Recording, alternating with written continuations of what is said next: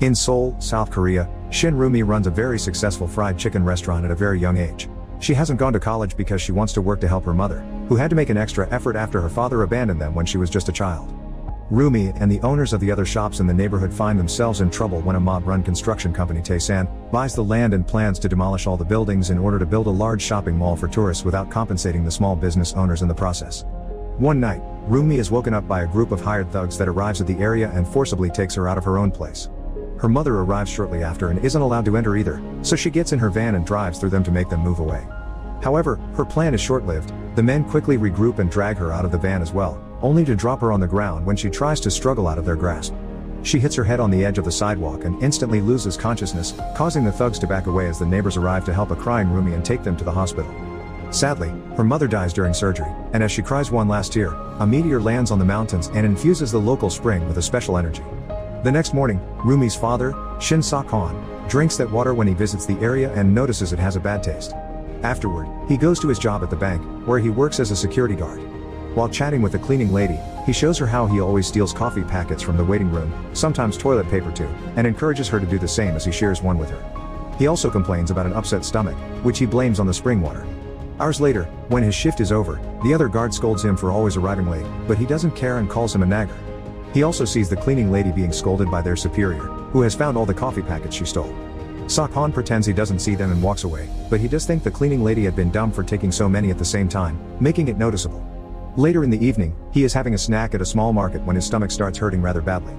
As he agonizes on top of the table, various objects around him start moving on their own, and suddenly, all the tables and chairs around him move back as if they had been pushed. At least the pain is gone now, but Sok-han doesn't have much time to enjoy his newfound relief. The shop owner isn't happy with what he's done with his table, so he kicks him out.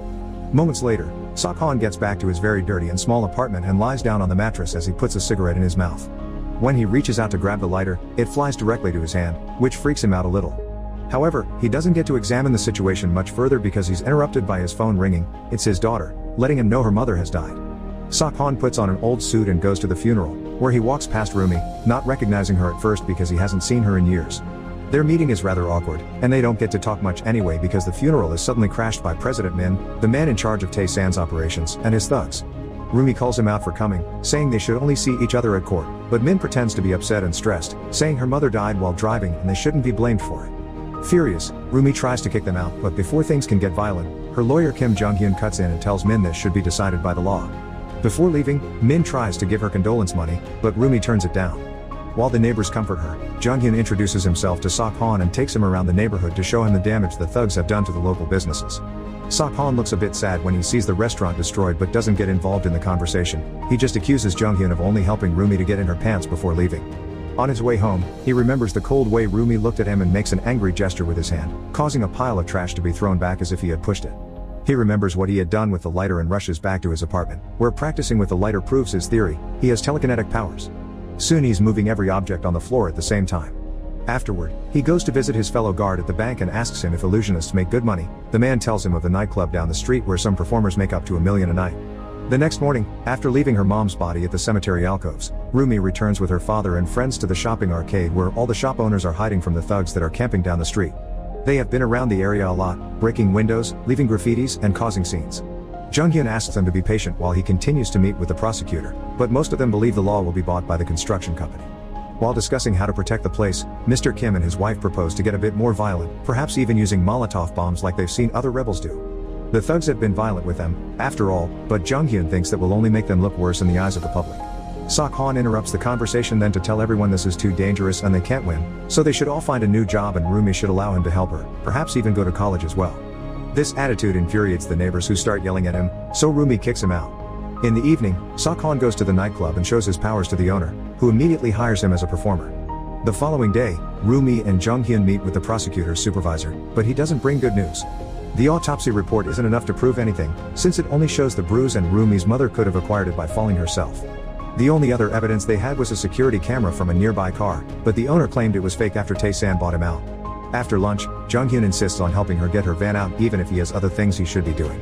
When she arrives at her neighborhood, she ignores Sok-han, who has been waiting for her after she didn't pick up any of his calls. He asks her to have a private chat, and once they're far from curious ears, he tells her he wants her to live with him and go to college, and that he's earned enough money to support her.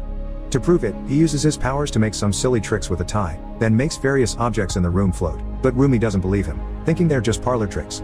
She gets rather angry and calls him very irresponsible for wasting time with magic tricks, pointing out he's just running away the same way he did when she was 10. Sakhan tries to explain he divorced his wife to protect her and Rumi from the debts his father left him, but Rumi doesn't believe this is the only reason. She clearly remembers how he pretended not to see her the day he left. Crying, she says having him trying to act like a dad after so long is disgusting, and leaves. While walking away, he notices Min and his men getting in their cars ready to attack and decides to follow them. Back in the arcade, the shop owners are alerted of this, so Mr. Kim and his wife go to find the police while the others barricade the entrances. When the thugs arrive, they manage to break the barrier and get in, assaulting all the neighbors while Min's assistant records everything with his camera.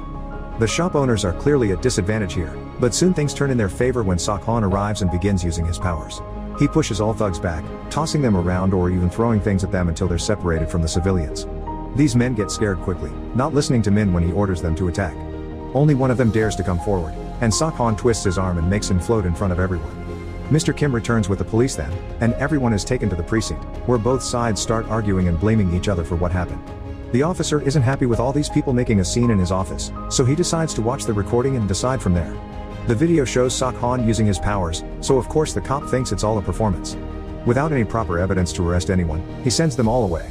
The shop owners show sad expressions at first, but as soon as they are far enough from the precinct, they start laughing and celebrating having finally won one battle against Min and his men, and they start gaining some hope now they have Sakhan on their side, even if Rumi doesn't look too amused by the idea of having him around so much.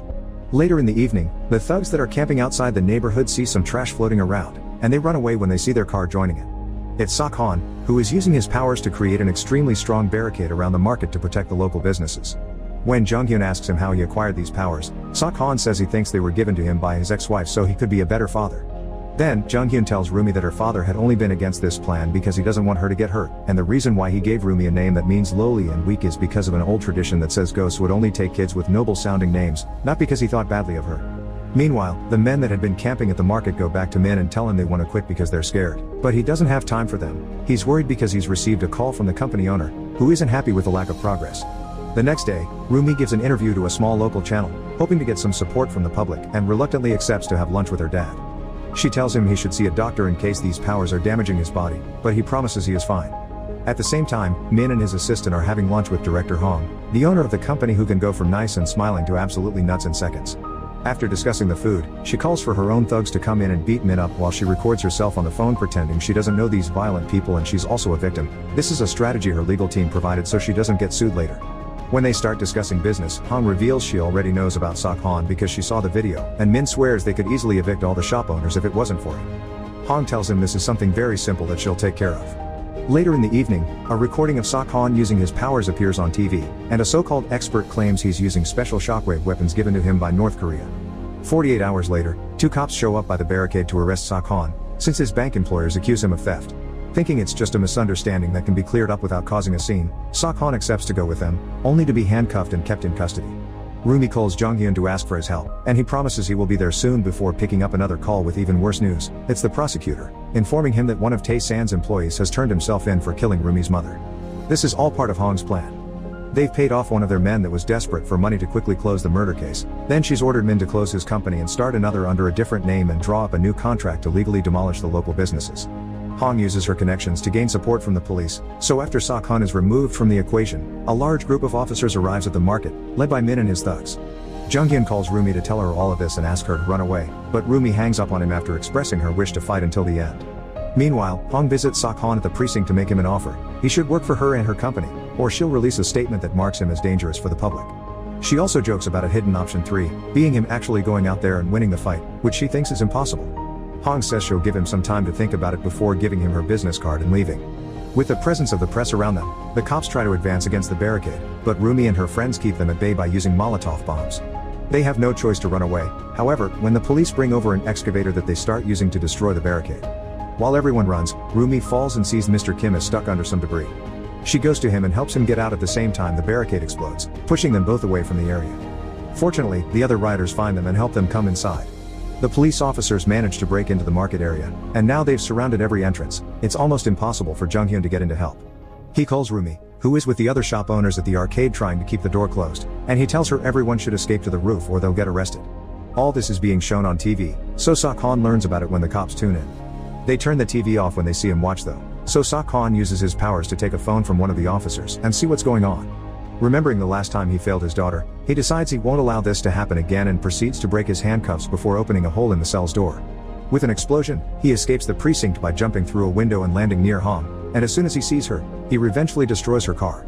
He gets away by discovering he can use his telekinesis to fly, but after a few miles, he hits a building and falls to the ground. A giant screen that shows the riots reminds him not to give up, so after taking a couple of big leaps that push away the cars on the streets, he takes flight once again. Back in the neighborhood, Rumi and the others all make it to the roof except for Mr. Kim, who is pushed off by the police and is left hanging on the railing of the stairs. The cops start aiming their water cannons at him, causing him to slip and fall, but Sok-han arrives just in time and rescues him in midair. He leaves him on the roof of a building far from the area before flying back, ready to help until he accidentally crashes against a portable building suspended on a crane that the police are using to get more cops on the roof. Sok-han bounces off this box and enters the building through a window to find himself surrounded by more officers, who attack him with a fire extinguisher to blur his vision. A pile of cops jumps on Sok-han and keeps him on the ground, but this is still not enough, and his powers easily push them away. Using some furniture to destroy the windows, he flies away, ready for more action. In the meantime, Jung-hyun has managed to reach the roof of a nearby building, and he puts down a staircase between both roofs so that his friends can cross over. Unfortunately, it's too late for Rumi, who is captured by the cops in the suspended box. Another group of officers arrives through the normal stairs and starts assaulting the shop owners until Sok-han arrives and pushes them all away. Once again, all the cops jump on him together, but they aren't a match for his powers and he easily knocks them out while Jung-hyun helps everyone cross over. After taking care of all the remaining police officers, Sok-han uses his powers to push every neighbor to the other roof in one go before going to look for his daughter. The suspended box starts losing stability, but Min tells the cops not to be cowards and stay there to arrest everyone. The crane suddenly hits a building by accident and one of the box suspenders breaks, causing an officer to slip out, only barely saving himself by holding on to the open door. Rumi sees this and tries to help him, first alone but soon with other cops helping her as her father finally comes over and makes an extra effort with his powers to bring the box over to the roof. When the portable building lands, the shaking makes Rumi fall, but Sok-han doesn't hesitate and flies after her, rescuing her right before she hits the ground. After apologizing to her for everything, she leaves her with her friends and asks Jung-hyun to take good care of her before flying away to meet Min. He tells him they've won right before punching him, but afterward, he puts up no resistance and turns himself into the police, who waste no time and arrest him. 4 years later, Sok-han is released from prison and is picked up by Jung-hyun, who tells him he's engaged to Rumi. When they drive by the area her old restaurant used to be at, there's nothing but an unoccupied plot. It turns out Tae-san's project was not profitable and construction has been delayed. When night falls, they make it to a new restaurant where all their old friends are having dinner and happily receive him with open arms when they see him. His daughter is there too, and Sok-han discovers this is Rumi's new business. At her request, he uses his powers to help her serve the beer mugs as he notices she's chosen the name Superpower Chicken.